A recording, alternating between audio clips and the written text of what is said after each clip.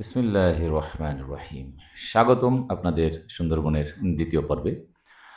খুব সকালবেলা ফজরের পরপরই আমরা রওনা হলাম জামতলা সি বিচের উদ্দেশ্যে।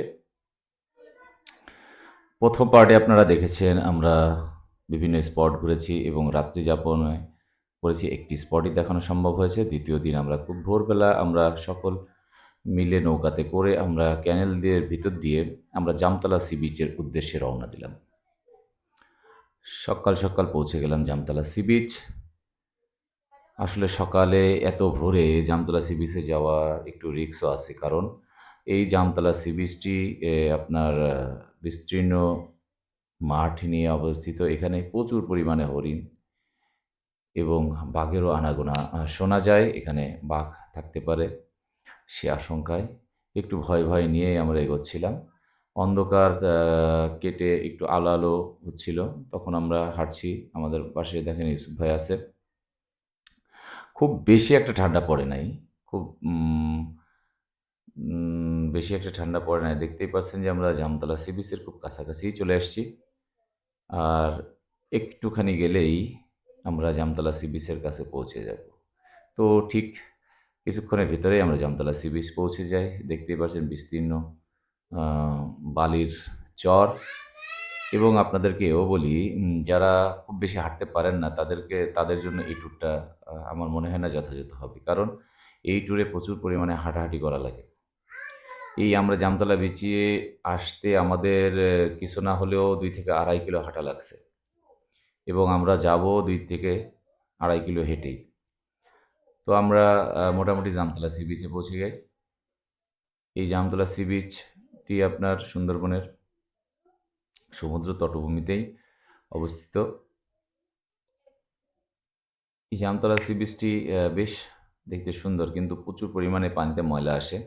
যার কারণে আমরা কেউ ওই সকালবেলা কেউ গোসল করি নাই বা পানিতে ভিজে নাই। আমরা নিজেদের সেফটি রেখেই আমরা ঘোরাঘুরি করছিলাম এবং দেখতে পাচ্ছেন যে আমি একাই হাঁটতেছি একটু সৌন্দর্য উপভোগ করার জন্য এবং চেষ্টা করছিলাম যে আশেপাশে কিছু দেখা যায় কিনা হরিণ বা এরকম কোনো কিছু।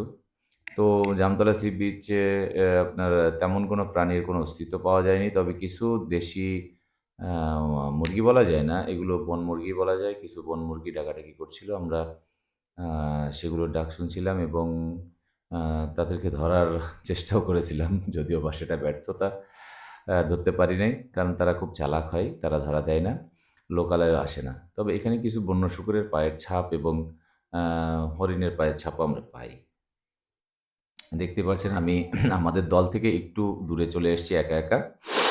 আমরা একা চলে এসেছি যে আ একটু আপনাদের দেখানোর জন্য যে তার আশেপাশের পরিবেশটা কেমন সুন্দর হয় এবং আপনাদেরকে এই কথাটা বলে রাখি যে এটা কিন্তু আসলে খুব বিপজ্জনক হতে পারে যদি আপনি আ আপনার কোনো রকম অভিজ্ঞতা ছাড়াই আপনি দলছুট হয়ে যান, তবে খুব বেশি দূরে না যাওয়াটাই ভালো। কারণ সুন্দরবন। এটা অন্য কোনো জায়গা না। এটা সুন্দরবন। আপনাকে এটা মাথায় রাখতে হবে। তো আমাদের দল ছেড়ে আমি আর আমার যে রুম পার্টনার ছিল সিয়াম, আমরা আগেই হাঁটা শুরু করি এবং আমাদের পিছনে আরো একটি দল আছে। তো যেতে দেখা পেয়ে গেলাম বানর মামা। তারা একটি জোড়া আ বানর দেখি জাম গাছের উপরে বসে আছে। তো আমাদের কমলা খেতে দিয়েছিল সকালবেলা। আমি না খেয়ে তাদেরকে খেতে দিই এবং তাদের সাথে একটু বন্ধুত্ব করার চেষ্টা করি। দেখতে পাচ্ছেন প্রচুর পরিমাণে হরিণের বিষ্ঠা এখানে। আপনি আ চিন্তাও করতে পারবেন না এত পরিমাণ হরিণের বিষ্ঠা এবং এখানে প্রচুর পরিমাণ হরিণ দেখা সম্ভব। আ এখানে রাতে এবং দিনে হরিণ হয়তো বিচরণ করে যদিও আমরা ভুল সময় এসেছি। আর এ নিয়ে আরেকটি টিমের আ রেঞ্জার তার সাথে বেশ অনেক কথা বলতে আমরা এগোচ্ছিলাম এবং সেও খুব ভালো মানুষ। আসলে এখানে মোটামুটি সবাই খুব বন্ধুত্বপূর্ণ আচরণ করে এবং দেখতেই পাচ্ছেন যে জামতলা সি বিচের যে টাওয়ারটি, এই টাওয়ার জামতলা সি বিচে এখানে অবস্থিত। আপনি এখান থেকে উঠলে বেশ ভালো একটি মনোমুগ্ধকর দৃশ্য দেখতে পারবেন। আর এই যে দেখতে পারছেন যে টাইগার ফ্রন্টের কথা আগে আপনাদেরকে শুরুতে বলছিলাম। এই যে টাইগার ফ্রন্ট, এই যে পুরো মাঠটি দেখছেন, এটা পুরো টাইগার ফ্রন্টের ভর। এখানেই বাঘ সাধারণত লুকিয়ে থাকে। যাক, মোটামুটি আমরা আমাদের জামতলা সি বিচ ভ্রমণ করে আমরা একটু ক্যানেল ক্রুজিং এ বেরোইছি। আমরা ক্যানেল ক্রুজিং করে আমরা ফিরবো জাহাজে। তারপরে আমাদের সকালের নাস্তা শেষ করব। সকালের নাস্তা শেষ করে আমরা আবার আমাদের হিরোইন পয়েন্টে আ ফরেস্ট অফিস, হিরোইন পয়েন্টের আগে ফরেস্ট অফিসে আমরা ভিজিট করব। তো দেখতেই পাচ্ছেন আমরা সকালের নাস্তা করে এবং আমরা ফরেস্ট অফিসের দিকে এই যে রওনা হলাম। আমরা উম আ সুন্দর করে অ্যা সবাই সকালে খাওয়া-দাওয়া সেরে আবার ফরেস্ট অফিসের দিকে আমরা রওনা দিচ্ছি। তো দেখতে পাচ্ছেন যে অনেক উঁচু যেই ওয়াকিং ব্রিজগুলো আর এই যে মামারা আসলে খুব বাজে। তারা মানুষের কাছ থেকে খাবার কেড়ে নেয় এবং অনেক রকম আ ডিস্টার্ব করে থাকে মানুষের খামচে দেয়, কামড়ে দেয়। তো আপনারা একটি জিনিস মাথায় রাখবেন যে চশমা, মোবাইল বা প্রয়োজনীয় কোনো ব্যাগ এগুলো সবসময় আপনাদের ঘাড়ে রাখার চেষ্টা করবেন এবং খাদ্য সামগ্রী আপনারা অবশ্যই ব্যাগে রাখবেন। না হলে যদি আপনি হাতে রাখেন বা আপনার হাতে বাচ্চাদের হাতে কোনো আপেল বা ফল বা বিস্কিটের প্যাকেট থাকে, তাহলে কিন্তু আপনারা এই বানরের আক্রমণের শিকার হতে পারেন এবং তারা বেশ ভালো রকমের জখমের আম অ্যা ক্ষতিগ্রস্তও করতে পারে আপনার হাতে। তো যাই হোক আমরা এরকম কোনো বাজে অভিজ্ঞতার সাক্ষী হই নাই। তো আমরা এইখানে বেশ আসার পথে আমরা অনেক হরিণ দেখেছিলাম। ওই পাশে যেই জঙ্গলটা দেখতে পাচ্ছেন, এই জঙ্গলে। তো মোটামুটি আমরা আমাদের যাত্রার ২য় দিন আপনাদেরকে দেখানোর চেষ্টা করছি সুন্দরবনের খুঁটিনাটি। জানি না আমার ভিডিওটি আপনাদের কেমন লেগেছে বা কেমন লাগছে আপনারা কমেন্টসে জানিয়ে দিতে পারেন। যদিও আমি প্রফেশনাল ভিডিও করি না। এটা শখের বশে আমি এই ভিডিওগুলো করে থাকি। তো আশা করি সাপোর্ট করবেন আমাকে যে নেক্সটে আমি এই ভিডিওগুলো আপনাদের ভিতরে খুব সুন্দরভাবে দেখতে পাচ্ছেন যে এই বাচ্চাটাকে কেমনভাবে তাবড় দিল। এরা আসলে অত্যন্ত দুষ্টু। আমাদের ইউসুফ ভাই আবার বন্দুক নিয়ে তাকে একটা তাবড় দিছে। সে বাগানের ভিতরে থুড়াইছে আরকি। তো এইটা হচ্ছে সুন্দরবনের ম্যাপ।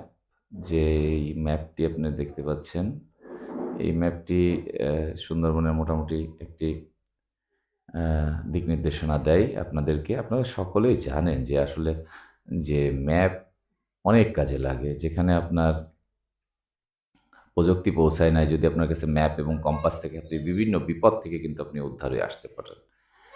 তো আমরা ফরেস্ট অফিসের যেই ওপরের যে ফুটওভার ব্রিজ আছে, সেই ব্রিজ দিয়ে হেঁটে আমরা যাচ্ছি। আমাদের খুব শখ আমরা হরিণ দেখব। তো আসলে এই যাত্রায় আমরা নিজের চোখে অনেক হরিণ দেখে পেরেছি দেখেছি। কিন্তু আসলে আমাদের কাছে কোনো ডিএসএলআর ক্যামেরা না থাকার ফলে আমরা আপনাদেরকে দেখাতে উম উম পারি নাই যে আসলে কত পরিমাণ যে হরিণ এখানে ছিল। আর আমরা সুন্দরবন ভ্রমণ উঠতে পাশ দিয়ে যে কত হরিণ আমরা দেখেছি, এটা আসলে বলে বোঝাতে পারব না। শুধু একটি জিনিসই দেখতে পারি নাই, সেটা হচ্ছে বাঘ। যেটা আমাদের কপালে নাই। কারণ বাঘ এত সহজ নয় দেখা। আমি আস্তে কাছে যাওয়ার চেষ্টা করছিলাম হরিণের। এখানে হরিণ ছিল বেশ অনেক কয়টা হরিণ ছিল এখানে। তো আমি চেষ্টা করতেছিলাম যে হরিণটা আমি একটু দেখার চেষ্টা করি। তারপর আমরা হরিণ দেখে তার সাথে কিছু সময় কাটিয়ে আমরা আবার ফিরে আসলাম সেই ফুটওভার ব্রিজের কাছে এবং এখানেও বেশ মনোরম দৃশ্য। ওই যে একটি বাচ্চা দেখতে পাচ্ছেন, ও প্রায় হরিণের কাছাকাছিই চলে গিয়েছিল।